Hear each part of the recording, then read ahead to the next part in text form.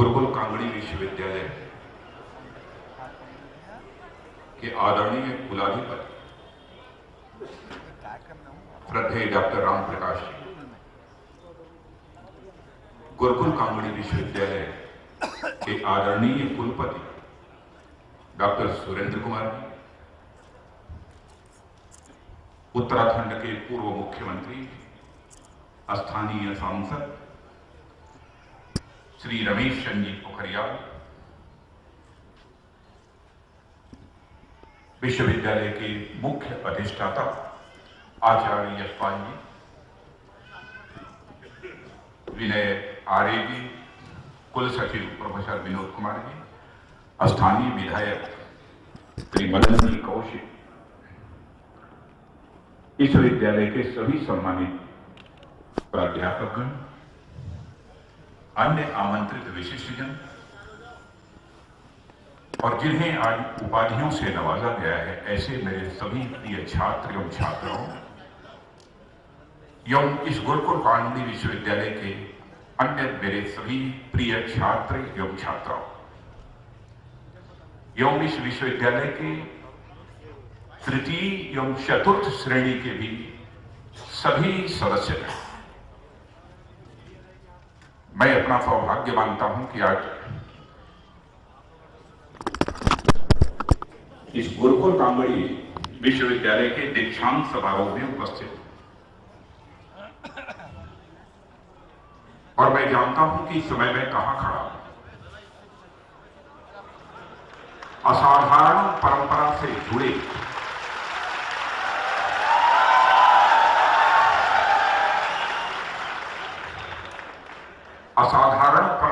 जुड़े एक संस्थान में मैं यहां पर खड़ा हूं और मैं अपने को गौरवान्वित महसूस कर रहा हूं। कौन इस यथार्थ को नकार सकता है कि गुरुकुल भारत की एक विशिष्ट शिक्षण प्रणाली है और इस गुरुकुल कांगड़ी विश्वविद्यालय ने एक से एक विभूतियों को पैदा किया है इस विश्वविद्यालय के माध्यम से।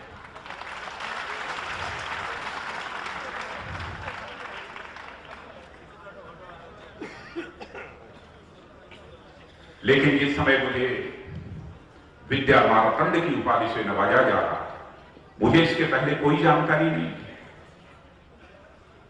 मैंने आदरणीय कुलपति महोदय से कहा कि मैं विद्या मार्तंड की उपाधि से नवाजे जाने के योग्य नहीं हूं, मुझे क्यों यह उपाधि दी जा रही है। उन्होंने जो कुछ भी कहना चाहिए उन्होंने कहा, लेकिन यदि मैं विश्वविद्यालय में उपस्थित हूं तो आदरणीय कुलाधिपति और आदरणीय कुलपति के आदेशों की अवहेलना भी नहीं कर सकता हूं। सहज रूप से मैंने इसे स्वीकार किया। पहले बैठे बैठे मैं सोच रहा था कि शायद मुझे यह उपाधि जो दी जा रही है, क्योंकि मैं भारत सरकार में गृह मंत्री हूं, भिन्न भिन्न सरकारों में प्रमुख दायित्वों का निर्वहन कर चुका हूं, शायद इस कारण लोगों को मेरा कद बड़ा दिखाई देता, इस कारण मुझे यह उपाधि दी जा रही है। लेकिन मैं जीवन के इस यथार्थ को अच्छी तरह जानता हूं कि मनुष्य का कद पद के कारण कभी बड़ा नहीं हो सकता। मनुष्य का कद यदि बड़ा होता है तो अपनी कृतियों के कारण बड़ा होता है।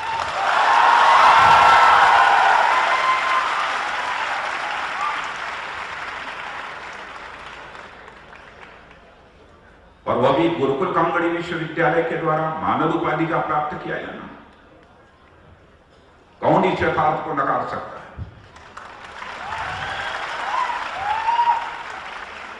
गुरुकुल के बारे में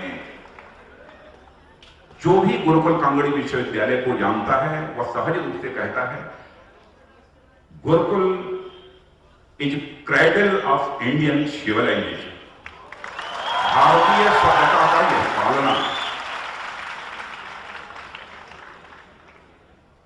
और मुझे जानकर बेहद खुशी हुई है कि इस विश्वविद्यालय से में शिक्षण का काम करने वाले बहुत सारे अध्यापकों को अब तक भिन्न भिन्न संस्थाओं के द्वारा, भिन्न भिन्न विश्वविद्यालयों के द्वारा सम्मानित किया गया है। और सारे देश में ही नहीं बल्कि विदेश में यहां से शिक्षा प्राप्त करने वाले छात्र भिन्न भिन्न क्षेत्रों में अपनी विशिष्ट दायित्व का निर्वहन कर रहे हैं। और गुरुकुल कांगड़ी विश्वविद्यालय से मैं अच्छी तरह परिचित हूं, लेकिन उस समय मुझे वेदना हो रही थी जिस समय आदरणीय कुलपति महोदय यह जानकारी दे रहे थे विगत 6 वर्षों से यह विद्यालय जो पहले कभी ए कैटेगरी के विश्वविद्यालयों की में खड़ा था, आज वह सी कैटेगरी में आ गया है। मैं इतना अपनी तरफ से यकीन दिलाना चाहता हूं कि मैं पूरी ताकत लगाऊंगा कि इसकी मर्यादा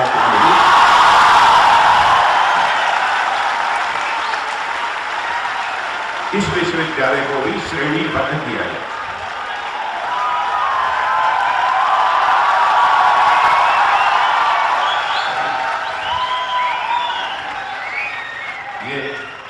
यदि कुलाधिपति महोदय जी आपका आदेश हो तो मैं इसे उतार दूं क्योंकि बहुत गर्मी हो रही है।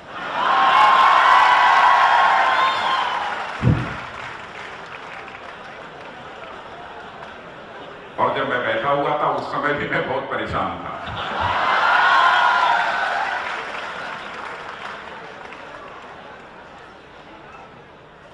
और मेरे प्रिय छात्र छात्राओं, यह दीक्षांत समारोह है।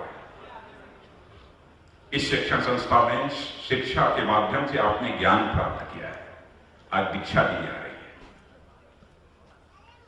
आप यदि दुनिया के किसी देश में चले जाइए, लोग अपनी अपनी भाषाओं में किसी की शिक्षा के बारे में जानकारी प्राप्त करना चाहते हैं तो पूछते हैं व्हाट इज योर एजुकेशन, आपकी शिक्षा क्या है।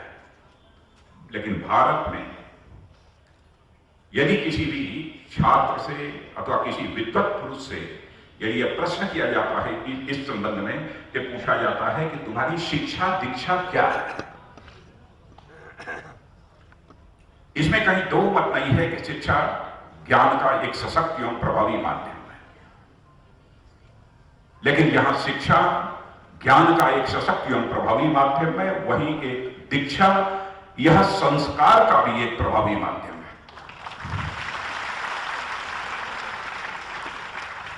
और ज्ञान अपने में पर्याप्त नहीं है, क्योंकि आप जानते हैं कि इस समय हमारे हिंदुस्तान में ही नहीं बल्कि दुनिया के दूसरे देशों में भी नवयुगों की 2 प्रकार की धाराएं हैं और दोनों बहुत ज्ञानी हैं। इंफॉर्मेशन टेक्नोलॉजी में, मेडिकल साइंस में, टेक्निकल एजुकेशन में, जिन्होंने की बहुत बड़ी उच्च शिक्षा प्राप्त की है। कुछ तो ऐसे हैं हमारे भारत के लोग जो दुनिया के दूसरे देशों में जाकर भारत का नाम रोशन कर रहे हैं, भारत का मस्तक ऊंचा कर रहे हैं अपनी योग्यता, प्रतिभा और क्षमता के आधार पर। लेकिन कुछ ऐसे भी युवक हैं जो अराजक गतिविधियों में लगे हुए हैं, उग्रवादी गतिविधियों में लगे हुए हैं, आतंकवादी गतिविधियों में लगे हुए हैं, भारत को डिस्टेबलाइज कर देना चाहते हैं, भारत को अस्थिर कर देना चाहते हैं। शायद लोग यह मानते होंगे कि वह कम पढ़े लिखे, लेकिन वह कम पढ़े लिखे लोग नहीं हैं। अच्छी खासी पढ़ाई की है, अच्छी खासी डिग्री उनके पास है।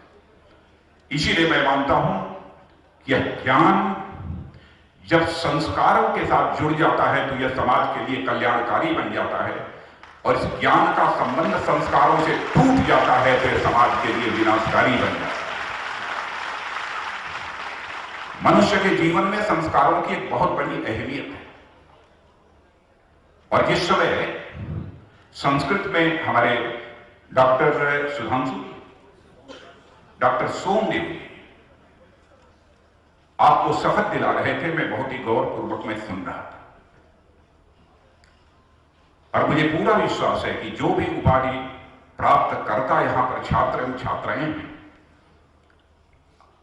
जब अपने सक्रिय जीवन में वो प्रवेश करेंगे तो निश्चित रूप से इन सब सारी चीजों का अपने जीवन में पूरी तरह से वो पालन करने की कोशिश करेंगे।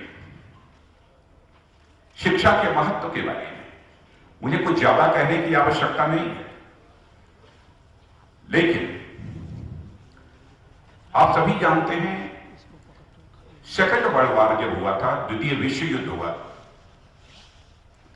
ब्रिटेन की आर्थिक हालत बहुत ही बदतर हो गई थी।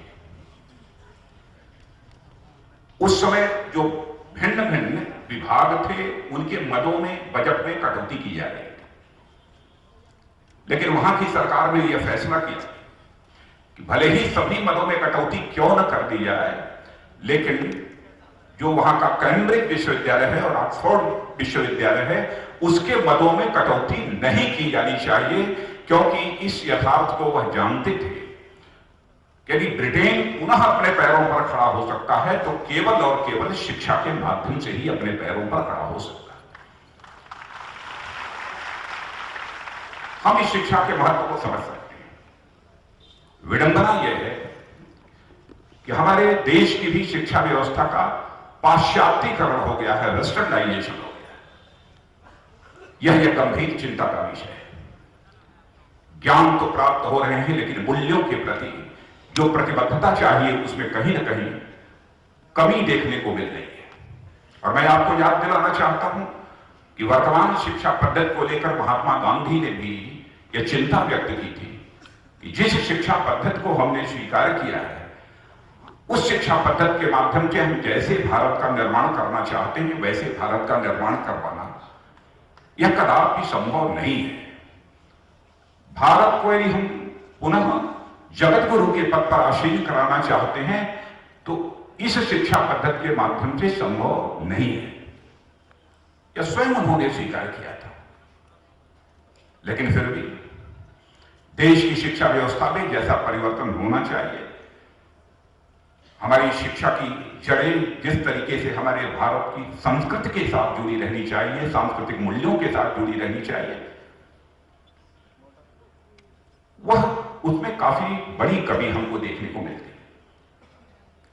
जबकि भारत ही नहीं बल्कि दुनिया के बहुत बड़े बड़े विद्वानों ने इस यथार्थ को स्वीकार किया है कि विश्व के ज्ञान और विज्ञान के मामले में सर्वोच्च देश के रूप में यदि किसी को मान्यता दी जा सकती है तो वह केवल और केवल भारत है।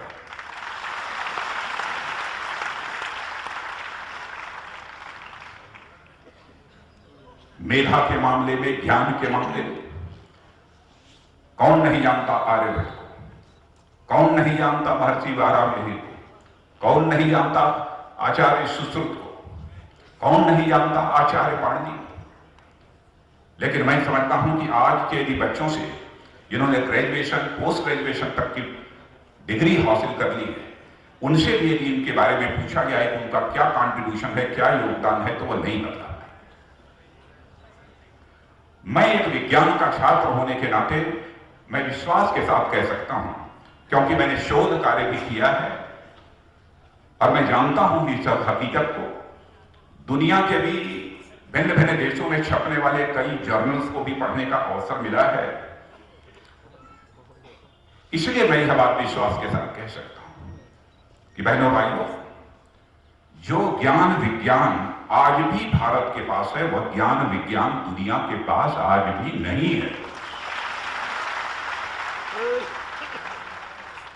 मैथमेटिक्स के जो छात्र होंगे जानते होंगे, जो क्वाड्रेटिक इक्वेशन होता है जिसे द्विघातीय समीकरण बोलते हैं, a plus B whole square is equal to A square plus B square plus 2ab।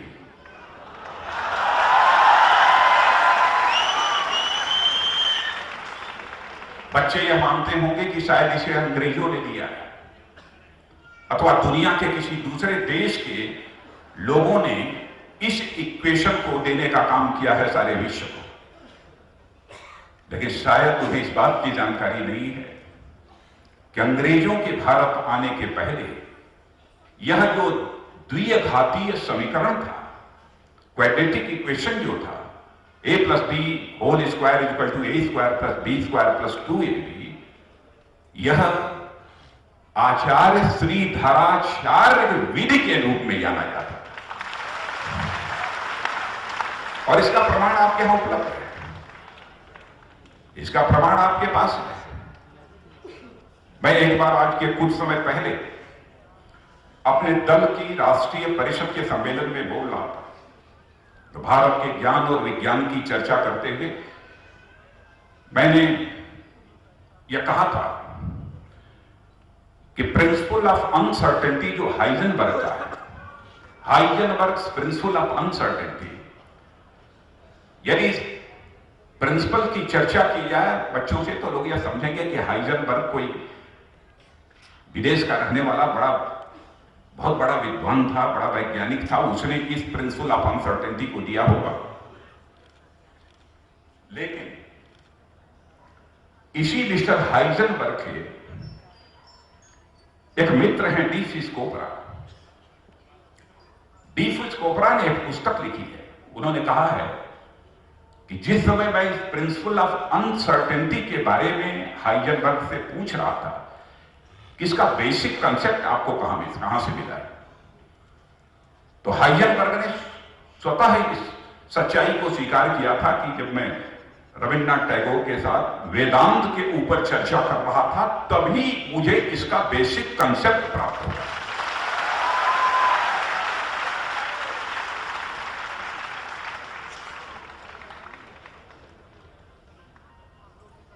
और इतना ही नहीं, आपने आर्थर शोपेनहावर का नाम सुना होगा। आर्थर शोपेनहावर ने भी यह लिखा है, भारत के ज्ञान और विज्ञान का जो कोश है उपनिषद, उसके बारे में लिखा है Upanishad philosophy is the product of the highest human wisdom. माने मनुष्य इतनी ऊंचाइयों तक सोच सकता है, इसकी कल्पना यदि की जा सकती है तो यहां के उपनिषदों को पढ़ने के बाद ही की जा सकती है। कोई व्यक्ति यह कल्पना नहीं कर सकता कि हमारे यहां के जो भारतीय वांग्मय है वो कितना रिच है, यह कितना समृद्धशाली है, इसकी कल्पना भी लोग नहीं कर सकते। लेकिन इन सब सारी चीजों से इस समय के बच्चों को काफी दूर किया जा रहा है। इसे मैं बहुत बड़ी विडंबना मानता हूं। अब जैसे एक उदाहरण मैं यहां पर यह देना चाहता हूं। आपने देखा होगा कि आज के कुछ महीने पहले एक बार अमेरिका की फिजिकल ऑब्जर्वेटरी ने यह कह दिया कि सूर्य ग्रहण फला तारीख को फला बजकर फला मिनट पर लगेगा, फला सेकंड पर लगेगा। यहां पर मैंने देखा कि बहुत बड़े बड़े विद्वान आश्चर्य व्यक्त कर रहे थे, कितनी एडवांस टेक्नोलॉजी यूएस की है, अमेरिका की है, लोग ये कह रहे थे। लेकिन क्या यह सच नहीं है? इसी हरिद्वार में बगल में जो भी पंडित जी होंगे, भले ही कक्षा 4 तक पंडित जी पढ़े होंगे या कुछ भी पंडित जी नहीं पढ़े होंगे, घर में पढ़ाई यदि पंडित जी ने की होगी, जो पूजा पाठ कराते होंगे, उस पंडित जी के पास चले जाइए, वो पंडित जी पंचांग खोलकर बता देंगे कि 100 साल पहले कब सूर्य ग्रहण लगा था और 100 साल बाद सूर्य ग्रहण।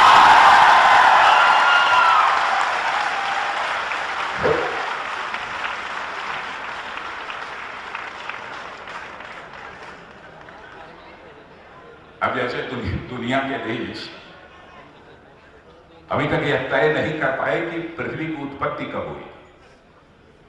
हमारे यहां तो लोगों ने तय कर दिया है 1.96 अरब वर्ष पूर्व हुई थी।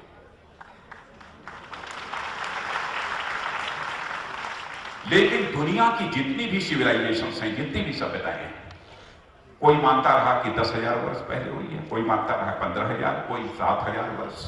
लेकिन भारत एक अकेला देश है जो कि यह मानता रहा है कि पृथ्वी की उत्पत्ति लगभग 1.96 अरब वर्ष पूर्व हुई थी। और आज मैं यह कहते हुए अत्यधिक प्रसन्नता का अनुभव कर रहा हूं कि आज विश्व के जो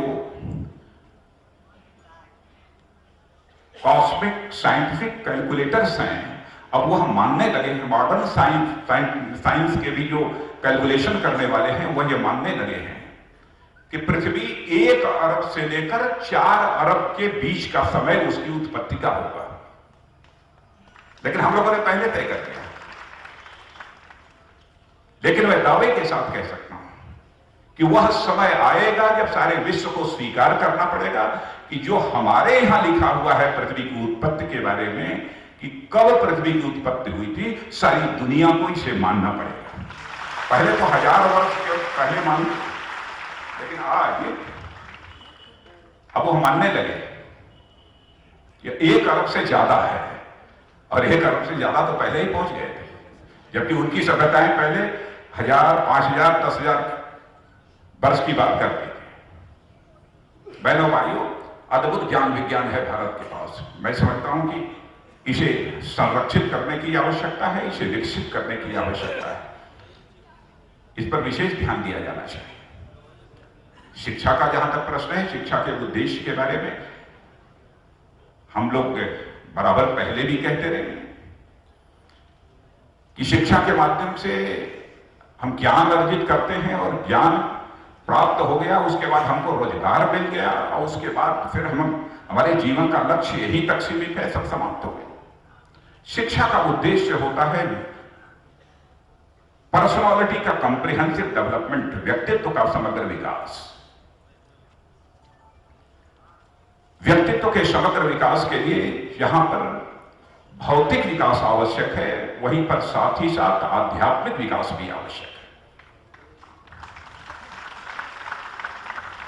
केवल भौतिक विकास से, केवल धन प्राप्त हो जाने से मनुष्य जीवन में जिस सुख की प्राप्ति करना चाहता है, जिस आनंद की प्राप्ति करना चाहता है, वह नहीं कर सकता। यदि मनुष्य जीवन में सुख, आनंद, परमानंद को यदि प्राप्त करना चाहता है, तो धन के साथ ही साथ अध्यात्म भी चाहिए। मैं जानता हूं कि जब मैं अध्यात्म की चर्चा करता हूं तो लोग ये कहते हैं कि मंदिर में जाकर पूजा करना, मस्जिद में जाकर इबादत करना, गिरजाघर में जाकर सजदा करना, यही अध्यात्म है। यह एक अपनी पद्धति हो सकती है पूजा की, लेकिन यही अध्यात्म नहीं है। मैं यह मानता हूं कि मनुष्य, पूरी सृष्टि में मनुष्य ही एकमेव ऐसा प्राणी है जो कि मन प्रधान है, नहीं तो अन्य सभी जितने प्राणी होते हैं वो हृदय प्रधान होते हैं। भावनाएं यदि कहीं से पैदा होती हैं तो मनुष्य के मन से पैदा होती हैं। पिता पुत्र का रिश्ता खून का रिश्ता होता है, माता और पुत्र का रिश्ता खून का रिश्ता होता है, लेकिन पति और पत्नी का रिश्ता खून का रिश्ता नहीं होता है, बल्कि भावनाओं का रिश्ता होता है।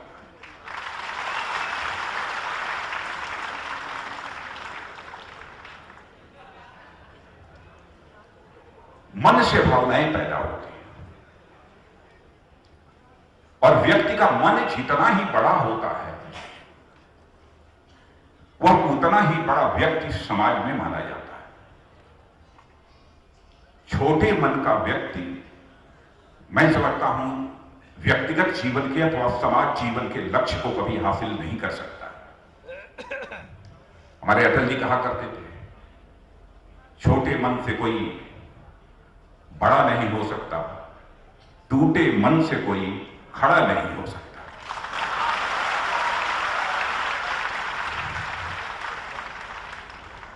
और यदि मैं कहता हूं कि मन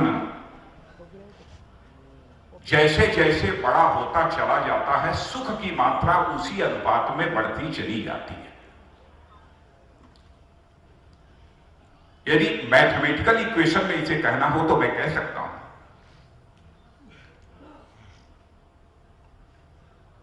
कि मन को, मान लीजिए कि यह मन एक सर्किल है, एक वृत्त है, और मैं कह रहा हूं कि इस वृत्त की परिधि, इस सर्किल के सर्कमफेरेंस को बढ़ाते चले जाइए, उसी रेशियो में सुख की मात्रा, आनंद की मात्रा बढ़ती चली जाएगी।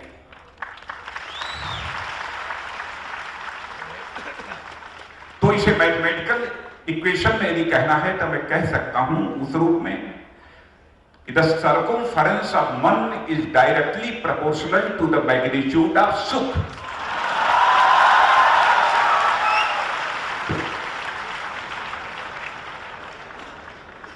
छोटे मन का व्यक्ति कभी आध्यात्मिक नहीं हो सकता है। हमारे देश में कितने बड़े मन के लोग थे।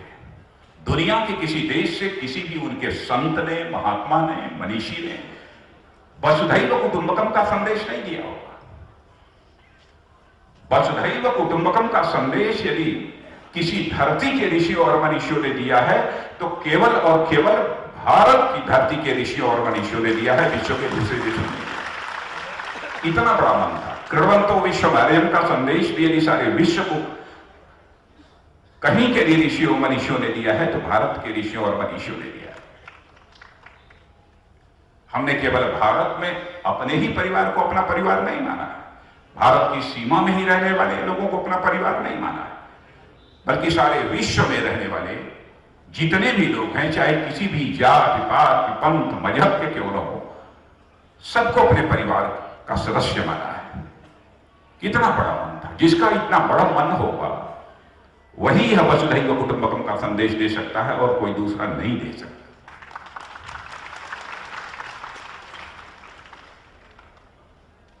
और इसीलिए मैंने कहा कि जिसका मन बड़ा होगा वही आध्यात्मिक होगा, वही स्पिरिचुअल होगा। इसलिए व्यक्तित्व के समग्र विकास के लिए आवश्यक है रोजगार भी होना चाहिए, अपनी न्यूनतम आवश्यकताओं को पूरा करने के लिए धन भी होना चाहिए, लेकिन साथ ही साथ अध्यात्म भी, इसके प्रति भी अपनी प्रतिबद्धता और समर्पण होना चाहिए। नहीं तो व्यक्तित्व का समग्र विकास किसी भी सूरत में नहीं हो सकता। और भारत की यह सबसे बड़ी विशेषता रही है। और मैं मानता हूं कि गुरुकुल कांगड़ी विश्वविद्यालय काफी हद तक इस दिशा में सोचता है, प्रयत्न करता है।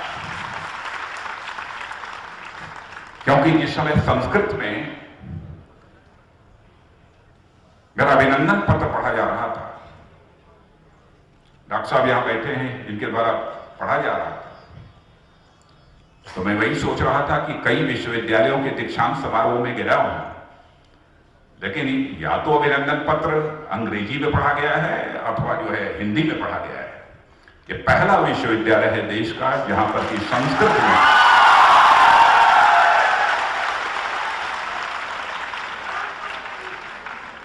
जो यह देव भाषा है संस्कृत में, यह अभिनंदन पत्र पढ़ा गया है। मुझे सचमुच बेहद खुशी हुई है, क्योंकि संस्कृत तो केवल भारत ही नहीं बल्कि मैं मानता हूं कि विश्व के सभी भाषाओं की मां है। और केवल यह मैं नहीं कह रहा हूं, यह विश्व के दूसरे विद्वानों ने भी इस बात को कहा है संस्कृत के बारे में। और बाणभट्ट की कादंबरी जिन लोगों ने पढ़ी होगी, बाणभट्ट की कादंबरी में तो 4-4 वाक्यों के जैसे एक एक शब्द हो और एक एक पेज का एक वाक्य हो। क्यों? यह हालत है। दूसरी भाषा में आपको यह देखने को नहीं मिलेगा। तो आज के अवसर पर मैं कुछ ज्यादा नहीं कहना चाहता। मैं जिन बच्चों ने आज उपाधि प्राप्त की है उन सबको मैं हृदय की गहराइयों से अपनी शुभकामनाएं देता हूं और ईश्वर से मैं प्रार्थना करता हूं कि उनके अंदर वह योग्यता, क्षमता, प्रतिभा पैदा करे ताकि भारत को पुनः विश्व गुरु के पद पर आसीन कराने में वह अपना भी योगदान दे सकें। इन्हीं शब्दों के साथ उन्हें अपनी तरफ से हार्दिक शुभकामनाएं देते हुए अपना निवेदन समाप्त।